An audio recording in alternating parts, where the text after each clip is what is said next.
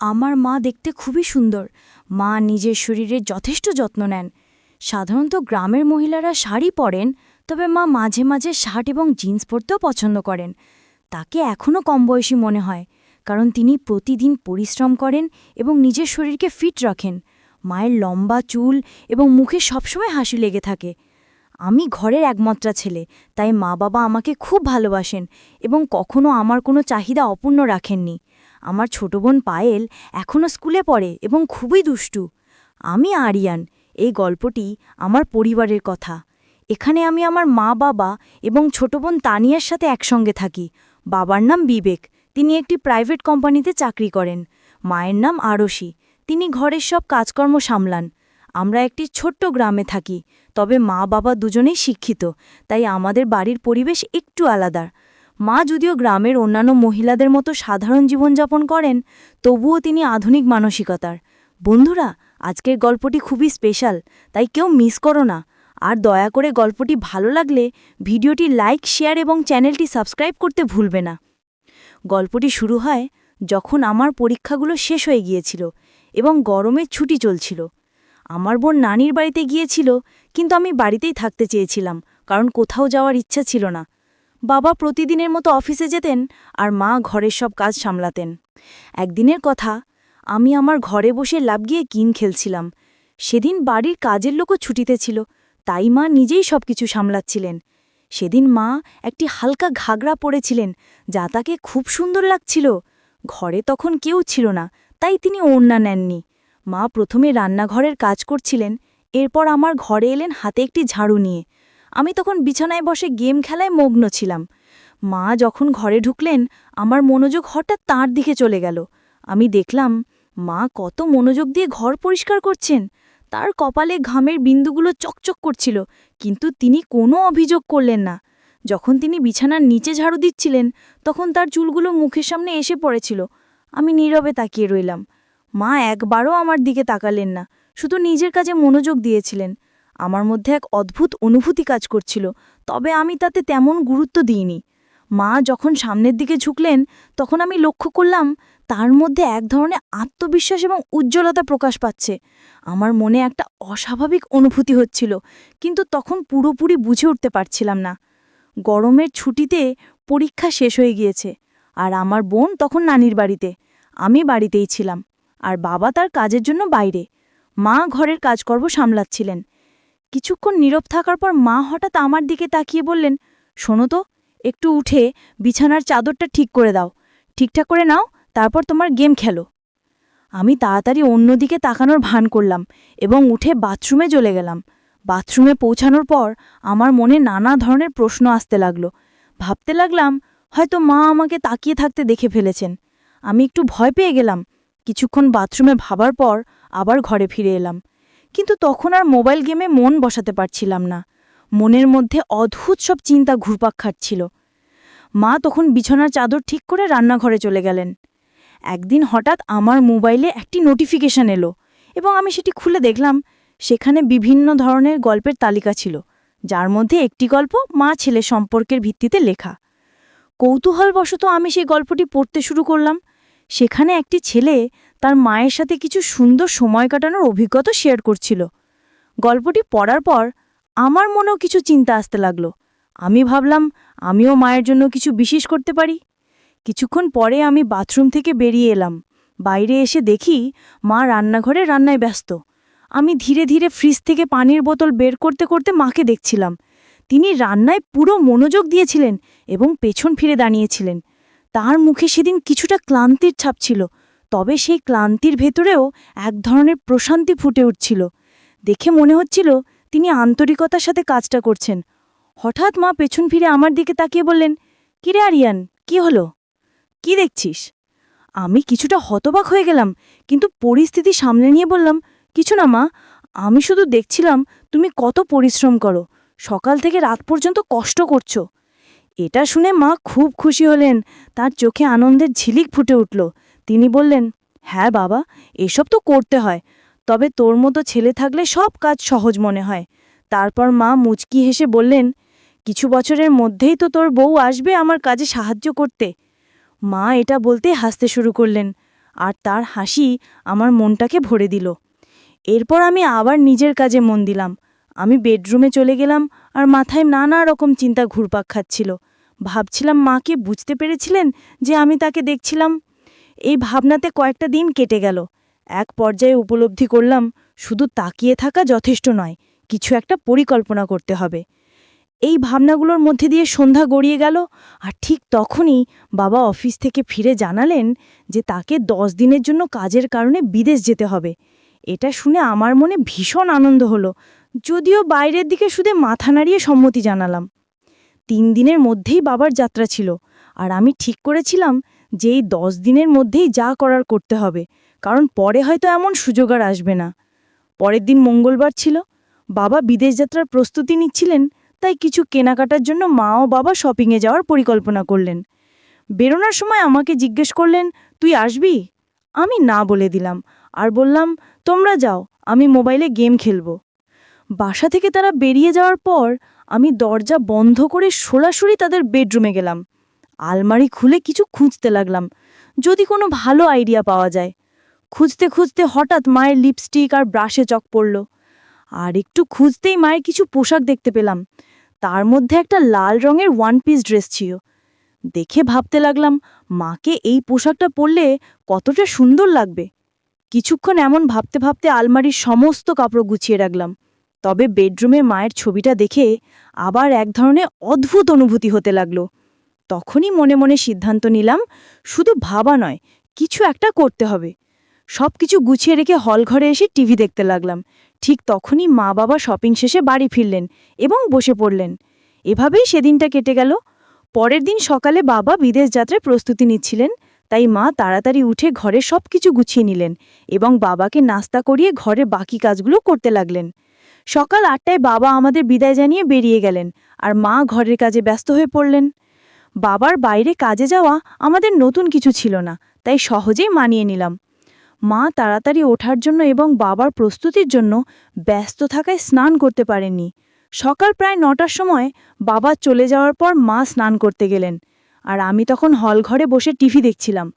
কিছুক্ষণ পর মার গলা শুনতে পেলাম, আরিয়ান, তোয়ালেটা এনে দাও তো, বাইরে রেখে এসছি।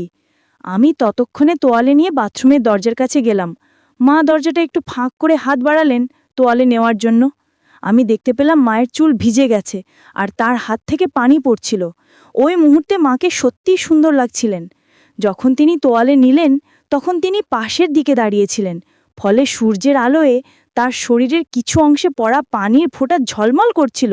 মুহূর্তটি সাধারণ ছিল, তবু আমি একটু থমকে গিয়েছিলাম।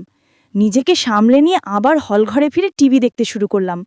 কিছুক্ষণ পর মা তোয়ালে পেঁচিয়ে হলঘরে এলেন এবং টিভির পাশে রাখা আয়নার সামনে দাঁড়িয়ে হেয়ার ড্রায়ার দিয়ে চুল শুকোতে লাগলেন। আমি চুপচাপ পিছন থেকে তাকিয়ে রইলাম। মাথার চুলে হাত বুলিয়ে তিনি চুল শুকোচ্ছিলেন। হয়তো এটা তার জন্য সাধারণ কাজ ছিল, কিন্তু আমার কাছে সেই মুহূর্তে তার নির্ভরতা অন্যরকম মনে হচ্ছিল। কিছুক্ষণ পর আমি বললাম, মা, তুমি সবসময় ওই সাধারণ পোশাকগুলোই বাড়িতে কেন পরে থাকো? মা অবাক হয়ে বললেন, কেন, এতে কি কোনো সমস্যা নাকি? আমি তো যা ভালো লাগে সেটাই পরি। আমি মৃদু হেসে বললাম, না মা, শুধু কাল যখন তুমি জিন্স আর টপ পরেছিলে তখন তোমাকে বেশ ভালো লাগছিল, তাই বললাম। মা হেসে বললেন, আরে বোকা, বাড়িতে তো সাধারণ পোশাকে আরাম পাওয়া যায়, বাইরে গেলে তখনই জিন্স আর টপ পরি। আমি বললাম, আসলে মা, যখন তুমি শাড়ি বা ওই রাজস্থানের পোশাকগুলো পরো তখন একটু বেশি বয়সী দেখায়। মা আবার হেসে বললেন, জানিস রে, এখন আর এসব ভাবার দরকার নেই। যার সঙ্গে প্রেম করেছিলাম তার সঙ্গেই তো বিয়ে করেছি। আর তোর মতো একটা আলসে ছেলে আর পায়েলের মতো সুন্দর মেয়ে আছে, আর কি চাই? মা এটুকু বলেই জোরে হেসে বেডরুমে চলে গেলেন কাপড় পরিবর্তন করতে। মায়ের হাসি দেখে নিজেও হেসে ফেললাম আর টিভি দেখতে লাগলাম। কিছুক্ষণ পর মা যখন নতুন পোশাক পরে বাইরে এলেন তখন আমার মন ভালো লাগলো এবং একটু রাগও হলো, কারণ মা আমার কথাটা ধরেই ফেলেছিলেন। তবে আমি মনে মনে একটু বিরক্ত ছিলাম, কারণ মা পুরোপুরি নিজেকে আরেকবার সাজিয়ে ফেলেছেন। মা হলঘরে এসে বললেন, এখন কেমন লাগছে আমাকে? আমি অবাক হয়ে বললাম, এখন তো তোমাকে ঠিক আমার বয়সী মেয়ের মতোই লাগছে। মা হাসতে হাসতে বললেন, আরে পাগল, তোর আর আমার মধ্যে 20 বছরের পার্থক্য, আমি কিভাবে তোর বয়সের হতে পারি? আমি তখন কি বলবো বুঝে উঠতে পারছিলাম না, তবে কিছু তো বলতে হবে। তাই বললাম, আমাদের বয়সের পার্থক্য তো আমরা জানি, কিন্তু বাইরের লোকেরা তো জানে না। যদি আমরা একসঙ্গে বাইরে যাই তাহলে সবাই ভাববে যে আমরা গার্লফ্রেন্ড বয়ফ্রেন্ড। এখানে আমি ইচ্ছে করে থেমে গেলাম মায়ের প্রতিক্রিয়া দেখার জন্য। মা উৎসুক হয়ে বললেন, আচ্ছা, আরও বলো, তোর মুখে শুনতে চাই। আমি হেসে বললাম, না মা, তুমি রেগে যাবে তাই এর কিছু বলছি না। মা বললেন, আমি কি কখনো তোর উপর রেগে গেছি? আমি জানি আমার ছেলে কখনো ভুল কিছু করবে না, তাই আমি কেন রাগ করব? এবার তাড়াতাড়ি বলো, কি বলতে চাস? তখন আমি বললাম, যদি আমরা বাইরে কোথাও ঘুরতে যাই সবাই ভাববে আমরা গার্লফ্রেন্ড বয়ফ্রেন্ড, কিন্তু তোমার গলায় মঙ্গলসূত্র থাকলে কেউ হয়তো আমাদের স্বামী স্ত্রীও ভাবতে পারে। আমার এই কথা শুনে মা জোরে জোরে হেসে উঠলেন। তারপর হাসতে হাসতে বললেন, তুই তো পুরো দুষ্টু হয়ে গেছিস।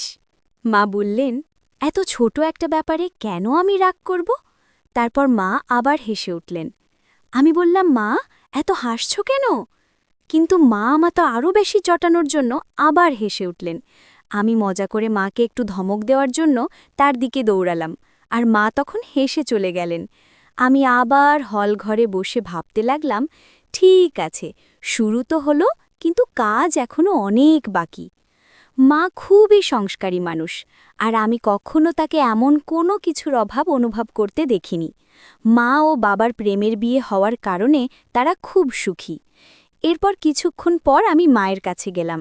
মা তখন রান্নাঘরে কাজ করছিলেন। আমি গিয়ে বললাম, মা, তোমার কি প্রতিদিন এসব কাজ করতে করতে বোরিং লাগে না? মা হেসে বললেন, না রে বাবা, যখন কাজের বুয়া আসে তখন আমি একটু আরাম পাই। তখন বললাম, মা, এখন তো আমার ছুটির দিন চলছে, আর আমি ভীষণ বোরিং ফিল করছি। মা মুচকি হেসে বললেন, তাহলে কি করা যায় বল দেখি, কোথাও বেড়াতে যাব আমরা দুজনে? আমি বললাম, হ্যাঁ, অবশ্যই যাব, তবে বাবা ফিরলে তখনই যাব। মা বললেন, তুমি এখন কি করবে? আমি বললাম, আমার একটা মজার খেলা জানা আছে, যদি তোমার আপত্তি না থাকে তবে খেলতে পারি। মা বললেন, ল্যাপটপে গেম খেলার তো কোনো আগ্রহ নেই আমার, অন্য কিছু বলো। আমি হেসে বললাম, না মা, লাগবে না। মা বললেন, ও আচ্ছা, ঠিক আছে, কোন খেলা? আমি বললাম, ট্রুথ অর ডেয়ার। মা হেসে বললেন, ঠিক আছে, তবে আগে আমার ঘরের কাজগুলো শেষ করতে দাও, তারপর খেলব। আমি বললাম, ঠিক আছে, তুমি কাজ শেষ করো, আমি রুমে গিয়ে অপেক্ষা করছি, কাজ হলে আমাকে ডেকে নিও। এ কথা বলে হাসি মুখে তাকে বিদায় জানালাম এবং রুমের দিকে পা বাড়ালাম। কিছুক্ষণ পর মা এসে আমার সামনে বসে বললেন, তাহলে কিভাবে খেলাটা শুরু করব? আমি হেসে বললাম, তোমার পছন্দ, ট্রুথ নাকি ডেয়ার? মা চিন্তা করে বললেন, ট্রুথ। তারপর আমি মায়ের দিকে তাকিয়ে মজার একটা প্রশ্ন করলাম, বিয়ের আগে কি আপনার বিশেষ কোনো বন্ধু ছিল? আমার প্রশ্ন শুনে মা একটু অবাক হয়ে বললেন, এ কেমন প্রশ্ন করলে আরিয়ান? আমি হাসতে হাসতে বললাম, এইটাই তো আমার প্রশ্ন মা, আপনি তো ট্রুথ বেছে নিয়েছেন, তাই উত্তর দিতে হবে। মা একটু হেসে বললেন, হ্যাঁ, ছিল, আর সে তোমার বাবা ছাড়া আর কেউ না। এরপর আমি বললাম, ঠিক আছে মা, এবার আপনি আমাকে প্রশ্ন করুন, আমি ট্রুথ নেব। মা কিছুক্ষণ ভাবলেন, তারপর বললেন, তোমার কি কোনো বান্ধবী আছে? আমি একটু হাসি দিয়ে বললাম, হ্যাঁ, আছে, সে তো আমার সামনে বসে আছে। আমার কথায় মা একটু বিরক্ত হয়ে বললেন, এই ধরনের কথা বলাটা ঠিক না, আমি তোমার মা। মায়ের প্রতিক্রিয়া দেখে আমার আত্মবিশ্বাস কিছুটা কমে গেল, কারণ মা সবসময় সিরিয়াস থাকেন। আমি মজা করে বললাম, তুমি কেন সবসময় এত সিরিয়াস হয়ে যাও? আমি তো শুধু মজা করছি। তিনি একটু হেসে মাথা নাড়লেন। এরপর আমি আবার জিজ্ঞাসা করলাম, তাহলে এবার বলো, ট্রুথ নাকি ডেয়ার? মা কিছুক্ষণ ভেবে বললেন, ট্রুথ। আমি বললাম, তোমার জীবনে এমন কোনো স্মৃতি আছে যা তোমার কাছে খুব মজার? মা একটু বিরক্ত হয়ে বললেন, এ ধরনের প্রশ্ন ভালো নয়, আমাদের খেলা এখানেই থামানো উচিত। আমি বললাম, আমরা তো খুব ভালো বন্ধু এবং বন্ধুরা একে অপরের সাথে সবকিছু শেয়ার করে, যদি তোমার বিশ্বাস থাকে তাহলে নিশ্চয়ই আমাকে কিছু বলবে। তিনি কিছুক্ষণ ভেবে বললেন, কিছু প্রশ্ন ব্যক্তিগত হয়, আর সেগুলো শেয়ার করা ঠিক নয়। আমি হেসে বললাম, কিন্তু আমরা তো শুধু মজা করছি, এতে তো কিছুই হবে না, আমাদের বিশ্বাস তো একে অপরের উপর আছে। মা বললেন, এসব বিজ্ঞান ক্লাসে শেখানো হয় না আরিয়ান। তখন আমি বললাম, যদি এসব শেখানো না হয় তাহলে এসব জানার দরকার নেই আমার। মা আবার বললেন, তুমি সব জানার অধিকার রাখো, কিন্তু বুঝতে হবে তুমি কার কাছে প্রশ্ন করছো। তুমি তোমার মায়ের কাছে এই প্রশ্নগুলো করছো? আমি বললাম, মা, তুমি জানো আমার খুব বেশি বন্ধু নেই আর কোনো বান্ধবীও নেই, তাই আমি তোমার সাথেই সব কথা বলি। মায়ের মুখে একটু বিষণ্ণতার ছাপ দেখা গেল, কারণ ছোটবেলা থেকেই আমি খুব একটা বাইরে যেতাম না এবং খুব বেশি বন্ধুও ছিল না।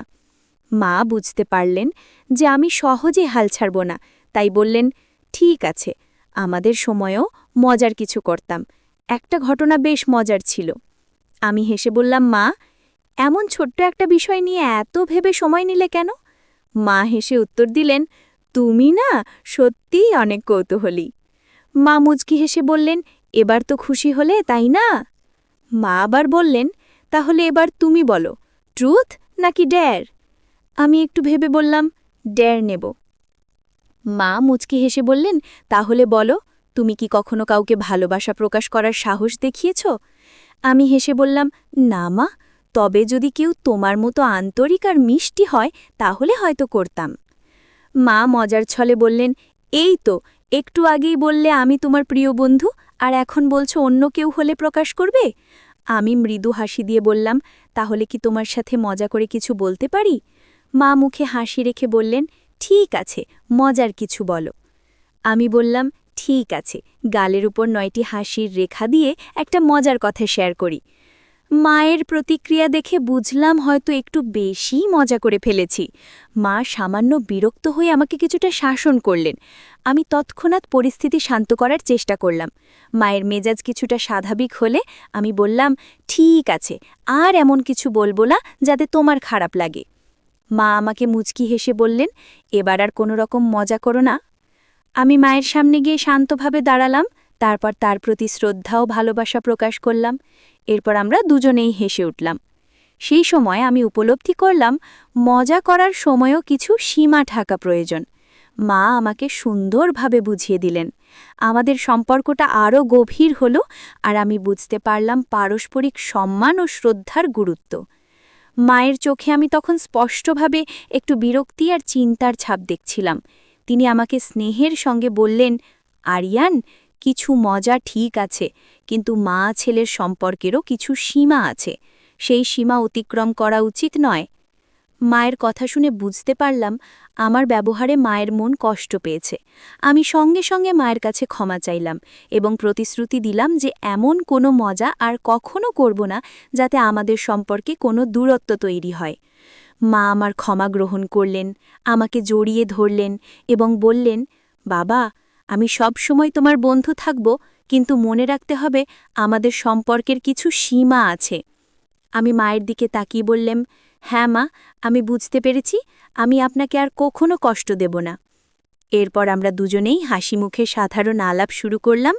মা আমাকে পরামর্শ দিলেন যে আমার বন্ধুদের সঙ্গে বেশি সময় কাটানো উচিত এবং জীবনের সম্পর্কগুলোর মর্যাদা ও সম্মান বজায় রাখা অত্যন্ত জরুরি। এই কথোপকথন আমাকে শেখালো যে মজারও কিছু সীমা আছে এবং সম্পর্কগুলোতে পারস্পরিক সম্মান ও বোঝাপড়া খুবই গুরুত্বপূর্ণ। শেষে আমরা একে অপরের সাথে হাসি মুখে ট্রুথ অ্যান্ড ডেয়ার খেলা শেষ করলাম এবং প্রতিজ্ঞা করলাম যে আমাদের মধ্যে বন্ধুত্ব ও ভালোবাসা সবসময় অটুট থাকবে।